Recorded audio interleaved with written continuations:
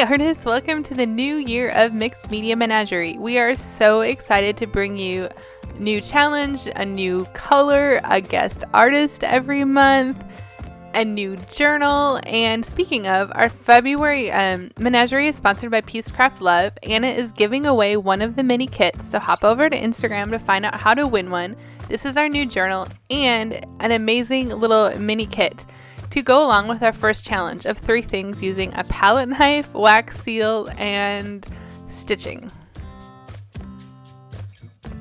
So I began by gessoing the first spread in my new journal. I am so excited to crack open this new journal to begin this year's Menagerie. And I grabbed my little mini kit from Peacecraft Love, and I made a little bonus surprise for each of us when you purchase this kit, and I hadn't opened it yet.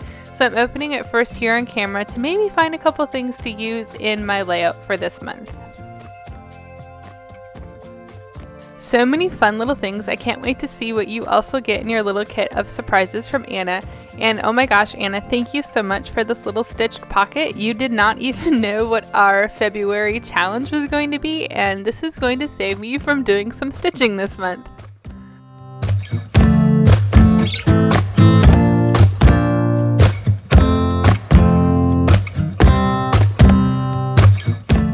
Alright, it's time to break these crazy blank white pages and get creative. I grabbed some dictionary pages, this mini ledger pages, and I'm going to stick them to my pages with matte medium on the front and the back.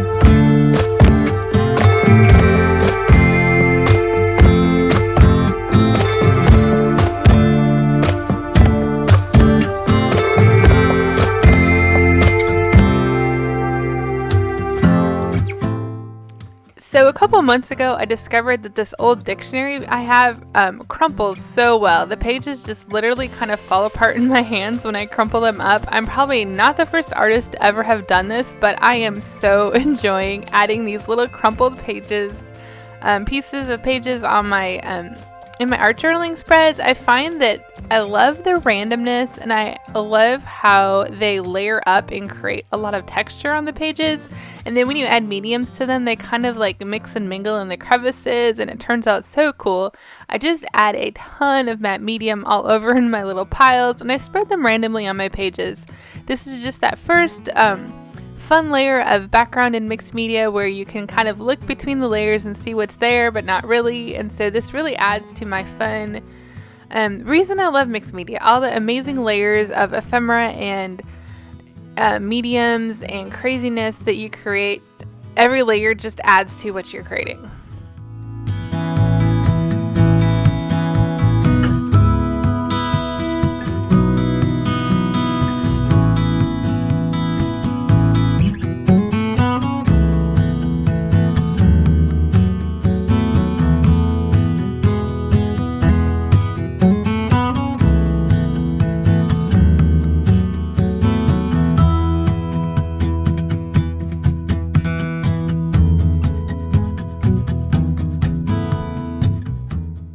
So usually I kind of wait for those first layers to dry, but I'm not waiting because my next layer is going to really have to take some time to dry. One of my favorite ways to use a palette knife, which was one of the items we needed to use in our strange collection of things this month, is by spreading on some super heavy gesso. I remembered that I hadn't created with super heavy gesso in a really long time, and I wanted to grab it and use it in my journal page with a palette knife. So super heavy gesso is exactly what it states. It's super heavy gesso. It's kind of like frosting. You spread it on with a palette knife, or I'm sure there's other applications, but I like spreading on with a palette knife. I like to kind of put it in between my ephemera, and it kind of acts like a bridge between the materials. It helps embed those materials in. It kind of looks like they're behind like some plaster or a wall or something. And again, it's going to add amazing texture, just like those crinkled dictionary pages did.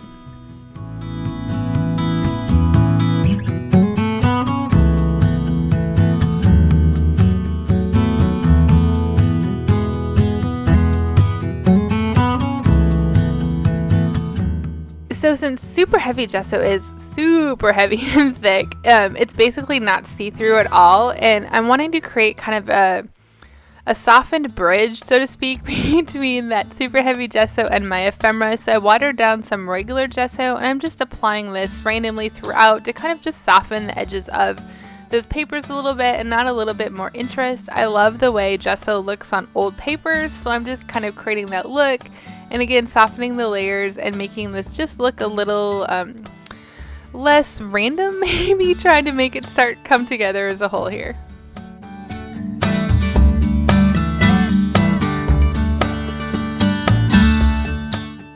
So I did use a hair dryer a little bit to dry that, but I actually waited a whole day or two for this super heavy gesso to dry. I could have just waited overnight or a few hours, but it took me a couple days to get back into my studio.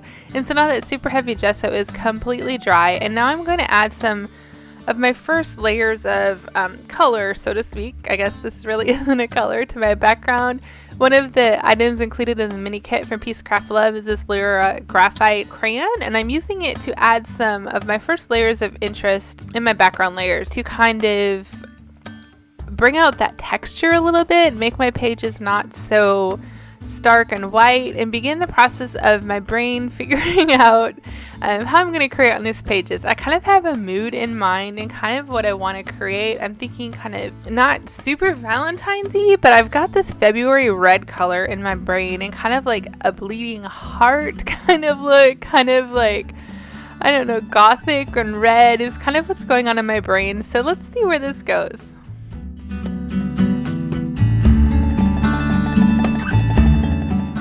Another way I really like to use the palette knife is by spreading some black gesso with it. I like how the gesso is really smooth and spreads kind of randomly and fun with the palette knife. So I'm grabbing some black gesso and I'm going to spread it on my background in a couple layers. Like I said, I've got this red gothic kind of bleeding heart feel, and I'm not sure where it's going to go, but this is my first step in kind of bringing out what's going on in my head onto the paper. So I also use my water bottle and wet it just a little bit to make some really cool drips with that black gesso. And just like when I added that white gesso, I'm kind of watering down some black gesso to soften the edges to transition from the background to my big gesso blobs. I want to point out too that I put this black gesso in 3 different spots. I really like to like the cohesiveness of kind of 3s on my pages or 5s, and then in separate areas to move your eye around the page. So that's what I'm doing with my 3 little and big blobs of gesso. Then in my head I have this like thought that I want to add some circles to my pages. If you follow me, you know that I often add circles in my pages, and I found like the spot was going to be perfect for some of my sketchy circles. So I grabbed this Stabilo All Graphite version, drew my circles, activated it a little bit with water, and then I'm going to also grab the black and play with these circles a little bit more.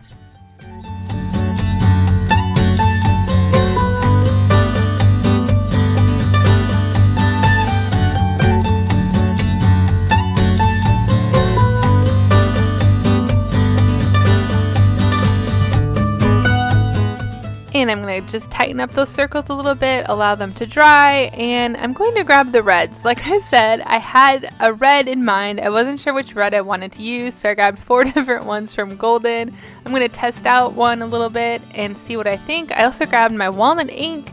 I'm wanting to add this to my background as well. So this is the first version of red I'm trying out. It's a little bit too pink for what I wanted, and so I grabbed the next one to figure out if this is the correct red. And ta-da! It's the red that I wanted. So next I'm going to begin the process of slowly incorporating this red into my background. I kind of don't use red a lot in my art. I'm not sure why. It's just not a color that I use on its own for some reason. And I think after this page I'm going to start using red just a little bit more because I love the way this red turned out. The first thing I'm doing is just adding some red on that left, just lightly. I added a little bit of water to it to make it splay out, and now I'm going to add some mark making with the red in my paintbrush.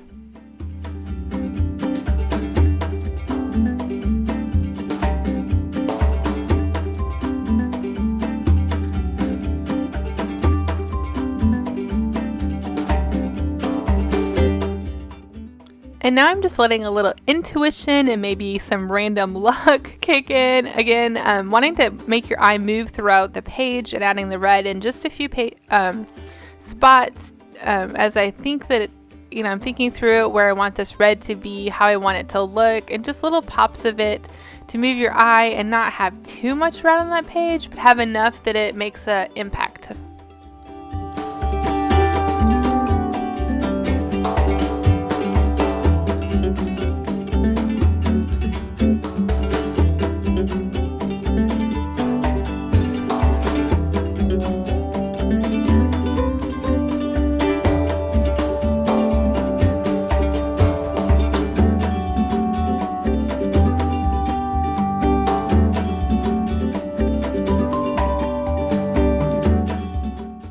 Once my red mark making is just a little bit more dry, I'm going to sketch around it with that Stabilo graphite, activate it with water. A couple of them weren't perfectly dry, and when I activated them with water, it spread a little bit, which was perfect. I'm glad that happy accident happened. I'm also going to make some little sketchy marks with the Stabilo in the black. I'm wanting to add something inside this black, and I'm trying this first, kind of activated it. It didn't work how I wanted, so I'm going to try something else in just a minute.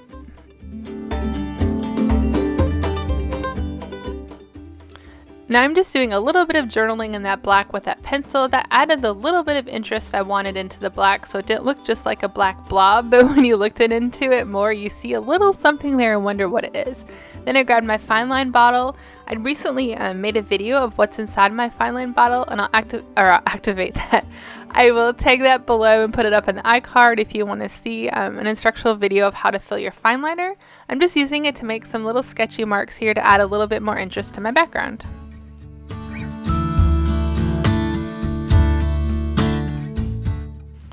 So for me, mixed media is all in the layering of interesting mediums and papers and marks. And so another little small layer I'm adding here is just a little bit of gesso. It's bringing that white that's pushed in the background to the foreground.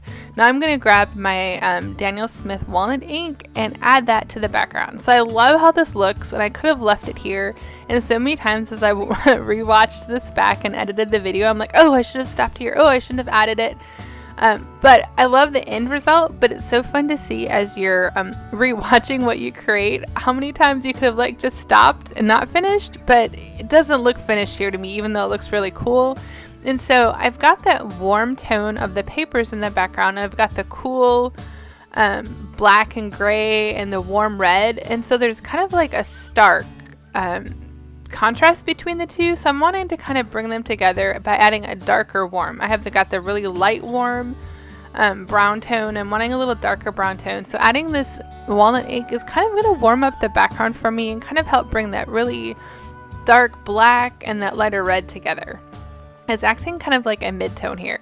So next I grab, I'm using my paintbrush and watered down, and then I'm like, man, I want to splatter this. And so I remembered I had a whole bunch of these little plastic pipettes and grabbed it and sucked up some of that ink and splattered it around my pages and used it to help layer the spots where I wanted that walnut ink just to be a little bit darker.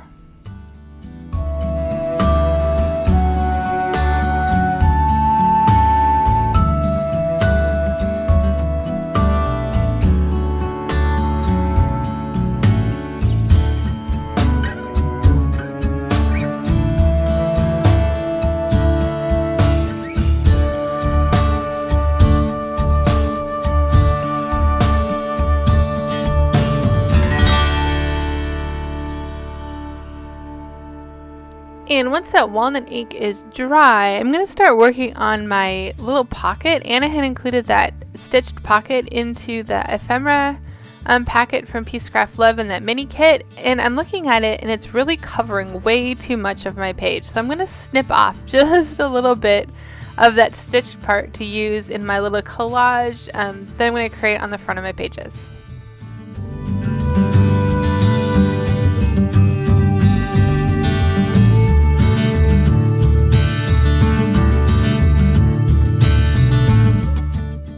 So now I'm just playing with some of the tags that were also in the mini kit, that little stitched piece of the pocket that I cut off, and some of the other little ephemera items to try to figure out how to bring these pages together. So I did play quite a bit off camera and saved you from all of that time. I end up grabbing this piece of that ledger, tearing it up. I find an old photo and kind of bring it all together. You can see I have a little bit of that ledger on the left, some of it on top on that tag, some of it to the right, and then that little stitched piece of paper also from the kit.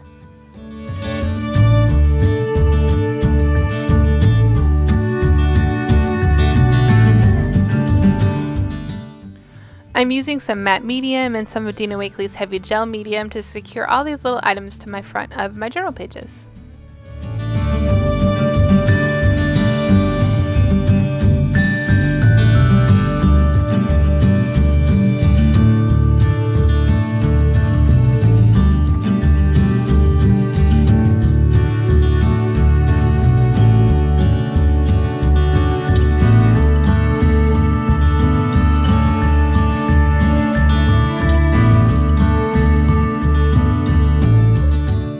Once my little collage pieces are down, I need to kind of hide them a little bit, make them look like they're part of the pages. So I'm grabbing some of that walnut ink and just putting it in little places on top of those pieces of paper.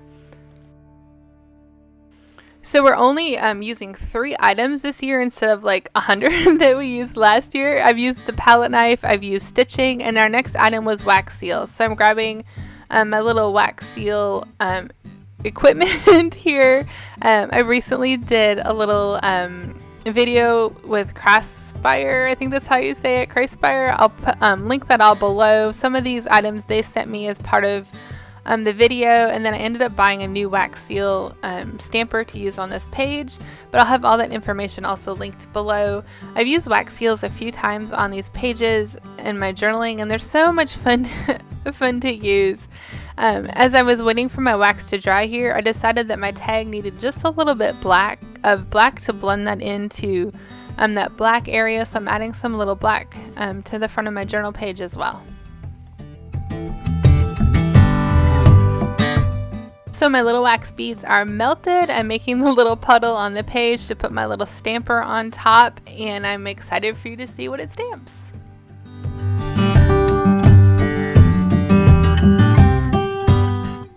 So after I pick that up, I decide that I want like some of the wax a few other places on the page. I'm going to play with this. I'm not exactly sure how to make this drip and look kind of natural and not weird. So I'm remelting the wax. As I'm waiting for it to melt, I decided I needed a little bit more black on that photo. Grabbed this little 40, which is kind of funny. It's a little ribbon that repeats 40 and it matches the 40s over to the left. I also grabbed that Lyra again to do some more scribbling on the tag, on the picture, and all over the page. I kind of bring it on the areas where there's lots of texture to bring them out. I love the final touch that this is adding to the background. Again, another layer to just bring a lot more interest to these pages.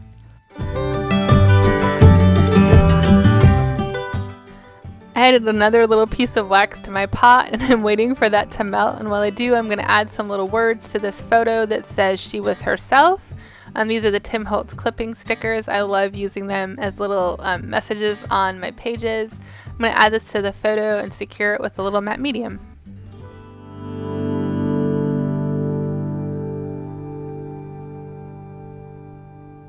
And now I'm trying to add those little wax drips on my pages to incorporate that look of wax a little bit more. I'm adding them to the left of the seal. I added some on that 40.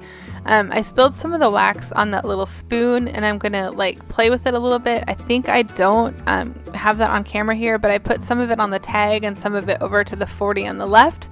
So when you see the photos at the end, you'll be able to see those. I really struggled here.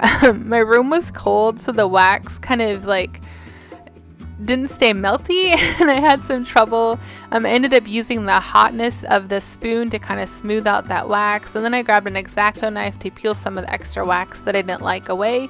You can see the extra wax now up on that tag and on the left to try to bring that wax into a couple more places than just the seal.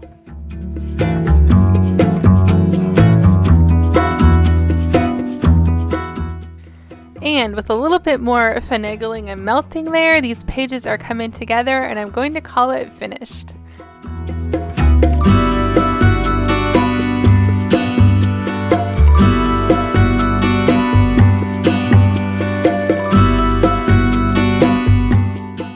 Thanks so much for watching. I am so looking forward to more menageries this year. Our 3 items from our strange collection of things are so much fun. I am loving our changes, along with how my pages turned out. Don't forget to check out what Erin and Laura and our guest artist Nina created this month. Links to their videos are below and will be at the end, as well as we want you to play along with us. Take this month to create, be inspired by this strange collection of things. Order the kit from Anna. The links are below and at the beginning. And when you do, make sure you hashtag it Mixed Media Menagerie, and also our February tag, which is MMMFeb22, so that we create a mini little hop together. Also, if you'd like to be a guest artist, that link is below. We would love for you to apply so we can have a guest artist every month. Thanks again so much for watching. We look forward to seeing what you create with us.